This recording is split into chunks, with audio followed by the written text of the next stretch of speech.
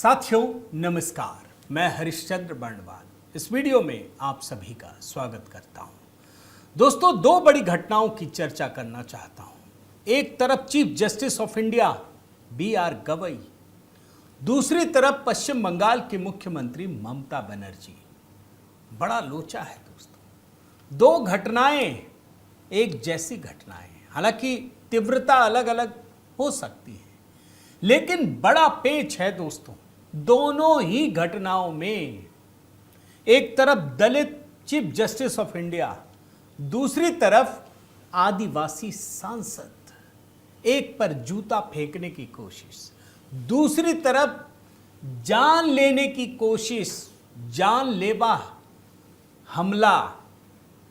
दोनों घटनाओं में क्या हुआ, कैसे हुआ, और इन सब के बीच पश्चिम बंगाल में राष्ट्रपति शासन का एक ऐसा पेच दोस्तों जिसको सुलझाना चाहता हूं। और मैं तो बल्कि ये कहूंगा कि क्या खेला होबे जो पिछली बार ममता बनर्जी ने शुरुआत की थी, क्या वास्तव में उस खेल की नई शुरुआत हो चुकी है? आज की कहानी बड़ी है दोस्तों, कई सारे सवाल आपके मन में भी सवाल उठ रहे होंगे, आप जरूर लिखिएगा। मैं तो chief justice of India BR Gavai की बात बताऊंगा ही, लेकिन आपसे भी एक सवाल है, क्या यह सही मौका नहीं है कि पश्चिम बंगाल में राष्ट्रपति शासन लागू कर दिया जाए? एक ऐसा राज्य जो प्राकृतिक आपदा से इस समय जूझ रहा है, वहां एक सांसद, एक विधायक अपने क्षेत्र में राहत पहुंचाने के लिए भी नहीं पहुंच सकते। अब जब सांसद और विधायक नहीं पहुंच पाएंगे तो आम जनता की आप कल्पना कर लीजिए दोस्तों। आज की कहानी बहुत बड़ी है। अब दो एंगल से आपको दोनों चीजें दिखाता हूं, मैं कुछ टू विंडो भी दिखाऊंगा। मैं निवेदन करता हूं दोस्तों, जरूर कमेंट करके अपनी बात पहुंचाइए। आप क्या चाहते हैं? पश्चिम बंगाल में क्या कुछ होना चाहिए या नहीं होना चाहिए? दोनों ही बातें मैं निवेदन करता हूं, आप लिखिएगा दोस्तों, आप बताइएगा। मैं टू विंडो में भी बहुत सारी चीजें आपको दिखाना चाहता हूं। आखिर दोनों घटनाओं के बाद हुआ क्या? भाई, चीफ जस्टिस ऑफ इंडिया की तरफ कोई जूता फेंक दे, कोई छोटी घटना नहीं है दोस्तों। मैं पूरी कहानी अभी डिकोड करूंगा। मैं निवेदन करता हूं, आप जरूर कमेंट कीजिए। और हां दोस्तों, जैसा आप सभी से वादा किया था, करवा चौथ को लेकर हमारी टीम ने बहुत मेहनत के साथ एक नया गीत तैयार किया है और बिल्कुल नए अंदाज में है। आपको कैसा लग रहा है, क्या लग रहा है, बताइएगा। गीत कैसा है? सुष्मिता जी की आवाज़ में है। हमने बड़ी मेहनत की है दोस्तों, पूरी टीम ने, बल्कि गीत को लेकर, संगीत को लेकर, कॉम्पोजिशन को लेकर, वीडियो को लेकर, एक एक चीज़ पर आप अपनी प्रतिक्रिया ज़रूर दीजिएगा। आइए शुरू करते हैं दोस्तों। आपको मैं एक एक करके वो चीज़ें दिखाता हूँ। पहले टू विंडो में दिखाता हूँ ताकि आपको पूरी घटना समग्रता में समझ में आ सके। अब देखिए इस टू विंडो को। पहली घटना दिल्ली में सुप्रीम कोर्ट में एक वकील ने चीफ जस्टिस ऑफ इंडिया की तरफ जूता फेंक दिया। छोटी घटना नहीं है। सुप्रीम कोर्ट भैया सबसे, मतलब जैसे कहते हैं ना, सर्वोच्च संवैधानिक संस्था है, जुडिशियरी में सबसे बड़ी संस्था, और वो भी चीफ जस्टिस ऑफ इंडिया की तरफ। और दूसरे विंडो में बंगाल में भारतीय जनता पार्टी के सांसद और विधायक पर हमला हुआ। मैं विजुअल तो दिखा ही नहीं पाऊंगा दोस्तों, मतलब दहल जाएंगे आप। चारों तरफ खून से लथपथ, सिर फोड़ दिया, पत्थर ऐसे फेंके जा रहे थे। ये दो घटना है। एक और टू विंडो दिखाता हूं, ये देखिए।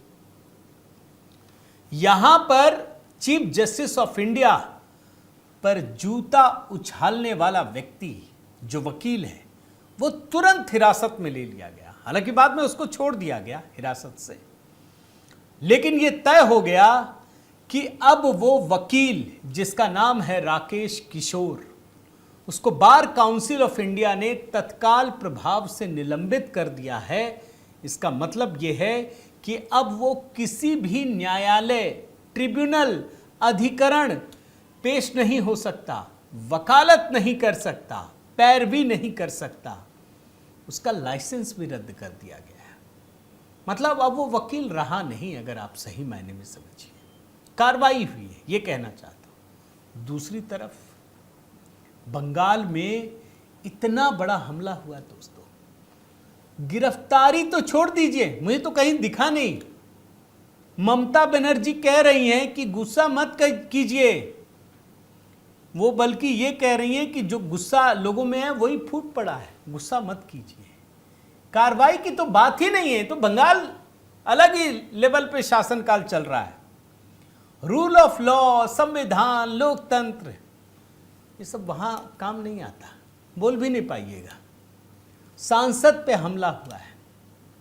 दो चीजें दिखा रहा हूं, ये दलित सीजेआई, वहां आदिवासी सांसद है। एक और टू विंडो दिखाता हूं। BR गवई साहब ने तो बड़ा दिल दिखाया। उन्होंने साफ कहा कि भाई इस वकील को माफ कर दो यार, हिरासत में जरूर लिया लेकिन बाद में छोड़ दिया गया। लेकिन ममता बनर्जी, अभी ज्यादा पुराना ये नहीं दिखा रहा हूं बयान, वो साफ साफ कह रही हैं कि बंगाल में भारतीय जनता पार्टी का एक भी विधायक नहीं बचेगा। ऐसे ही नहीं बचेगा। अरे सांसद और विधायक की हिम्मत नहीं है भैया। मैंने तो देखा जब वो भाजपा अध्यक्ष नड्डा साहब गए थे तो क्या हुआ था उस कोलकाता में, आपको याद है कि नहीं? अमित शाह जी, उनकी रैली नहीं गुजर पाती है यार। ये तो सांसद विधायक, आम लोगों की तो बात ही छोड़ दीजिए। सीधे सीधे चुनाव आयोग को धमकी दी थी, भूले तो नहीं है कि चुनाव तक ना, उसके बाद क्या करोगे, मैं ही रहूंगी। टू विंडो सिर्फ देखिए, आपको कुछ नजारा दिखा रहा हूं मैं। एक और टू विंडो, प्रियंका गांधी वाड्रा, मैंने सांकेतिक रूप से लिया है। खड़गे साहब ने भी ट्वीट किया, कांग्रेस ने भी किया। सीजेआई पर किसी ने जूता फेंक दिया तो सब तिलमिलाए हुए हैं। अच्छा है, तिलमिलाना चाहिए भी, गलत है। घटनाएं तो ये अच्छी हो नहीं सकती। लेकिन बंगाल पर दोस्तों एक आदिवासी सांसद खगेन मुर्मू पर इतना बड़ा हमला हो गया, जानलेवा हमला हो गया, कांग्रेस नेताओं के मुंह से एक शब्द नहीं निकला। मतलब आप समझते हैं, इनको दलितों आदिवासियों से कोई प्रेम नहीं है, इनको इनसे कोई लेना देना नहीं है। इनको सिर्फ एक पक्षीय दिखता है। एक आंख तो उधर का खराब ही है इन लोगों का, एक ही दिखता है। इसीलिए ये टू विंडो दिखा रहा हूं। एक शब्द किसी ने नहीं, ना सोनिया गांधी ने, ना राहुल गांधी ने, ना प्रियंका वाड्रा ने, ना खड़गे साहब ने, ना कांग्रेस पार्टी ने, जब मैं ये वीडियो बना रहा हूं। एक और टू विंडो दिखाता हूं दोस्तों। अब ये वाला टू विंडो सिर्फ बंगाल का है। देख रहे हैं, लोकतंत्र की जड़ों पर गंभीर हमला। सुप्रीम कोर्ट ने पश्चिम बंगाल चुनाव हिंसा मामले में 4 आरोपियों की जमानत जब्त की और कहा कि इसने कोर्ट की अंतरात्मा को झकझोर दिया। 2021 का जो विधानसभा चुनाव हुआ था ना दोस्तों, कितनी बड़ी हिंसा हुई थी, सबको याद है। और उसके बाद हिंसा कितनी हुई है, हर साल आपको एक ना एक घटना मिलेगी। अभी अप्रैल की बात बता रहा हूं मैं, एक याचिका गई कि भैया बंगाल पे आप लगवा दीजिए, ये जरूरी है। आप जानते क्या हुआ दोस्तों? सुप्रीम कोर्ट में गवई साहब ही थे कि हम क्या कार्यपालिका को बोलेंगे कि वो लगाओ राष्ट्रपति शासन, हम पे तो वैसे ही आरोप लग रहा है कि कार्यपालिका पर हम अतिक्रमण करते हैं, हम कार्रवाई करेंगे। यहीं से पूरा खेल निकलता है दोस्तों कि क्या भारत सरकार को राष्ट्रपति शासन के लिए सिफारिश, मतलब सिफारिश क्या, सिफारिश तो राज्यपाल करेंगे, क्या नहीं राष्ट्रपति शासन लगाना चाहिए? क्या ये हिंसा नहीं है जहां एक सांसद और विधायक सुरक्षित नहीं है? क्या पश्चिम बंगाल में राष्ट्रपति शासन नहीं लगना चाहिए? भाई ये तो गवई साहब का मैंने दिखाया, ये जो टू विंडो दिखा रहा हूं आपको। अब आपको मैं एक एक करके दोस्तों दोनों खबर दिखाता हूं। पहले गवई साहब का दिखाता हूं। मैं जब वीडियो बना रहा हूं तो मैं देख रहा हूं कि नरेंद्र मोदी जी ने भी एक ट्वीट कर दिया है। मैं सिर्फ पढ़ देता हूं, आपको तो खबर आप देख ही रहे हैं। उन्होंने साफ साफ लिखा है कि मैंने chief justice of India BR Gavai से बातचीत की है, और जिस तरीके से यह अटैक किया हुआ है वो ठीक नहीं है। There is no place for such reprehensible acts in our society. It is utterly condemnable. I appreciated the calm displayed by Justice Gavai in the face of such situations. ये प्रधानमंत्री ने दोस्तों ट्वीट किया है, फिर उन्होंने बंगाल वाला भी ट्वीट किया। ऐसा नहीं है कि बंगाल में ट्वीट नहीं किया, उन्होंने सीधा सीधा टीएमसी की बात कही है कि ये पूरा ऐसा सिचुएशन है जिसको इग्नोर नहीं किया जा सकता है। ये बात आप समझ लीजिए। पहले मैं आपको BR गवई की बात बताता हूं। ये खबर क्या है दोस्तों कि कल सोमवार को जब इनकी बेंच लगी हुई थी, BR गवई साहब की एक सुनवाई कर रहे थे, उसी समय एक वकील, मैंने आपको नाम बताया राकेश किशोर, उसने तुरंत अपना जूता खोला और उसको सीधा न्यायाधीश की ओर फेंकने की कोशिश की। जूता वहां पहुंचा नहीं, सुरक्षा कर्मियों ने फौरन उसे पकड़ लिया और बाहर जाते हुए वकील ने नारा लगाया, सनातन का अपमान नहीं सहेगा हिंदुस्तान। सीजेआई ने बड़ा जबरदस्त अपना रवैया दिखाया। उन्होंने कहा कि आप परेशान मत हो, मैं भी नहीं हूं, मुझे इनसे फर्क नहीं पड़ता, अपनी दलीलें जारी रखिए। जांच शुरू हो गई और ये माना जा रहा है कि अभी हाल ही में खजुराहो में भगवान विष्णु की 7 फुट ऊंची सिरकटी मूर्ति की पुनर्स्थापना को लेकर एक उन्होंने टिप्पणियां की थी जिससे लोगों में बहुत ही गुस्सा था। वो तो खबर भी आपको दिखा चुका हूं। बाद में उन्होंने एक सफाई भी दी थी। और जो ये वकील जिसने जूता फेंका वो उनको तो नहीं लगा, लेकिन जो दूसरे जस्टिस हैं विनोद चंद्रन, उनको लगते लगते बच गया दोस्तों। और इसके बाद वकील ने जस्टिस चंद्रन से माफी भी मांगी कि आप पे नहीं फेंक रहा था, मैं तो जस्टिस गवई पर फेंक रहा था। सुरक्षा कर्मियों ने तुरंत पकड़ लिया और फिर अदालत से बाहर लेकर गए। जाहिर है इसकी घोर आलोचना हुई, उसको हिरासत में लिया गया और उसके बाद उनको जब चीफ जस्टिस ऑफ इंडिया ने कहा तो उनको छोड़ दिया गया। लेकिन वो व्यक्ति अब कहीं भी वकील के रूप में काम नहीं कर सकता, यह तो तय हो गया और इसकी जगह भी नहीं है। प्रधानमंत्री मोदी ने खुलकर इसकी आलोचना की है, यह बात समझ लीजिए। अब देखिए दोस्तों, प्रधानमंत्री मोदी ने रात में सीजेआई गवई से सीधी बात की, बिल्कुल क्लियर कट, कोई इफ बट नहीं है। जो गलत है वो गलत है, चाहे कोई भी हो। यही रूल ऑफ लॉ होता है, उसमें कोताही नहीं। प्रधानमंत्री मोदी ने बंगाल हिंसा पर भी खुलकर सीधा फैसला किया, कोई इफ बट नहीं। मैं पहले आपको प्रधानमंत्री मोदी का ही बता देता हूं, उनका ट्वीट दिखाता हूं आपको। आप बड़े ध्यान से देख लीजिए क्या लिखा है, आपको समझ में आ जाएगा कि क्या उन्होंने फैसला किया है। The manner in which our party colleagues including a sitting MP and MLA were attacked in West Bengal. मैं हिंदी में करके आपको बताता हूं। हमारी पार्टी के सहयोगियों, जिनमें एक वर्तमान सांसद और विधायक भी शामिल हैं, उन पर पश्चिम बंगाल में जिस प्रकार से हमला किया गया जबकि वे बाढ़ और भूस्खलन से प्रभावित लोगों की सेवा कर रहे थे, वह अत्यंत निंदनीय है। प्रधानमंत्री मोदी खुलकर कह रहे हैं इसमें, यह न केवल तृणमूल कांग्रेस की असंवेदनशीलता को दर्शाता है बल्कि राज्य की बेहद दयनीय कानून व्यवस्था की स्थिति को भी उजागर करता है। ये प्रधानमंत्री मोदी के शब्द हैं। तृणमूल कांग्रेस को सीधे सीधे बोल रहे हैं कि आप कितने असंवेदनशील हैं और राज्य की कानून व्यवस्था की स्थिति कितनी खराब है।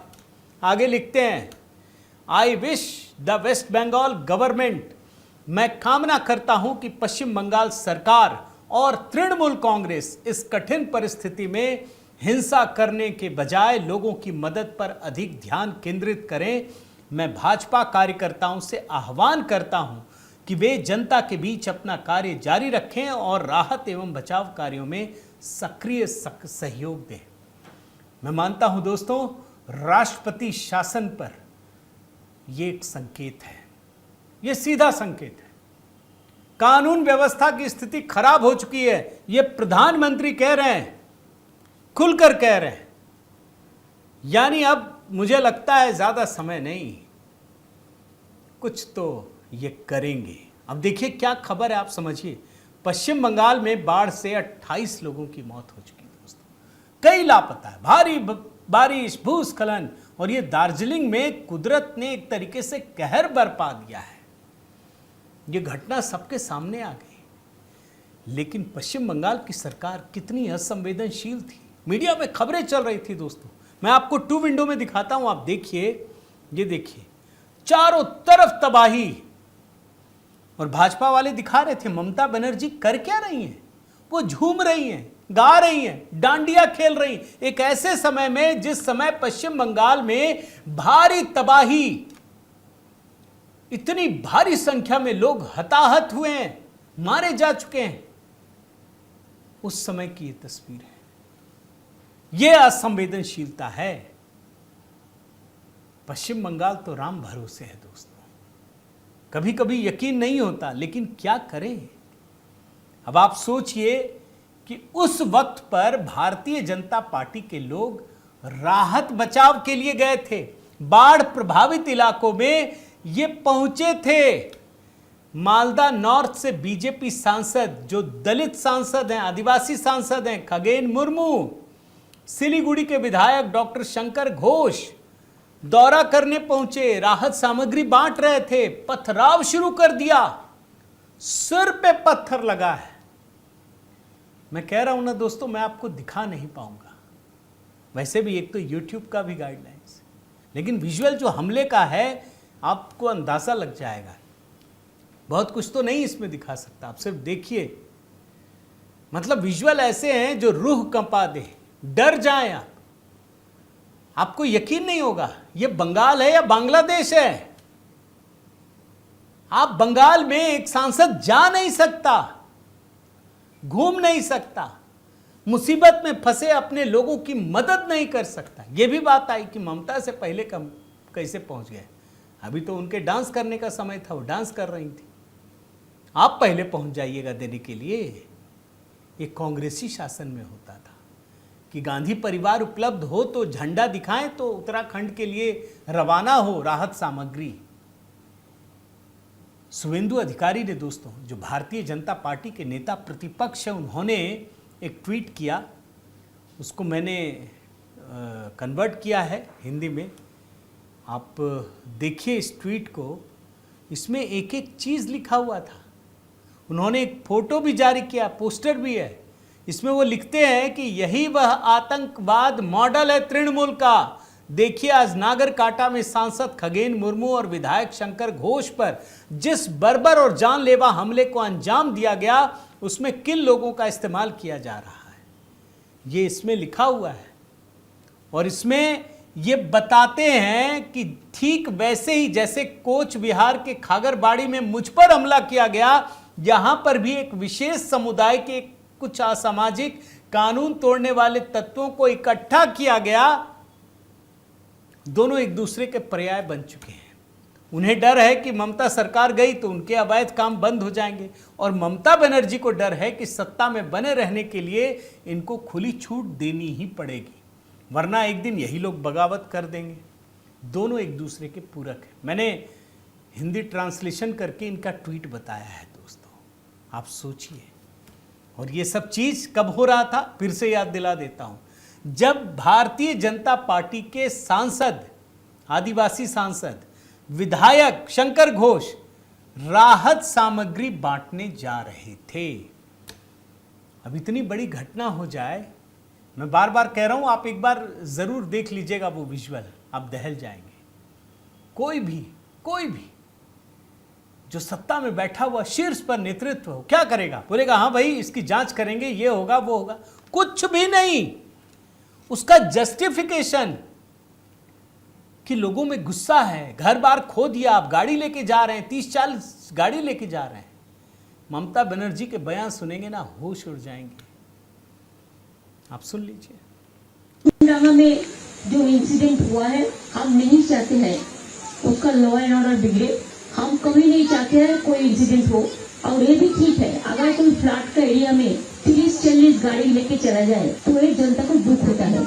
जिसको रोटी कपड़ा मकान छीन दिया उसको पास आज रोटी कपड़ा मकान का जरूरत है। इसीलिए मैं पॉलिटिक्स करने के लिए हम उधर में नहीं जाने चाहते हैं। क्यों एक इंसिडेंट हुआ है, हम तो इंसिडेंट नहीं चाहते हैं। इसीलिए मैं डीजी पुलिस को भेजा था, उसको वोट करके जाना पड़े, उन्होंने किया और बातचीत करके सबको सब मीट करके आए हैं। अरे उसका बॉर्डर है, इसी के लिए और कोई इंसिडेंट हो हम नहीं चाहते हैं। आप लोग शांत रहे, शांत থাকুন, संयत থাকুন। मैं तो एक ही बात कहूंगा दोस्तों, बड़ा शर्मिंदगी होती है भाई। कुछ तो मानवीयता होनी चाहिए, रूल ऑफ लॉ तो कुछ तो होना चाहिए। जो गलत है भाई, बोलिए गलत है, कोई भी हो। आप जस्टिफिकेशन दे रहे हैं। बंगाल में स्थिति बेहद नाजुक है दोस्तों, कोई नहीं बदल सकता। अब जब प्रधानमंत्री लिख रहे हैं, भारतीय जनता पार्टी ने भी बड़ा हमला किया है, मगर लगता है इस जुबानी जंग से कुछ नहीं होगा।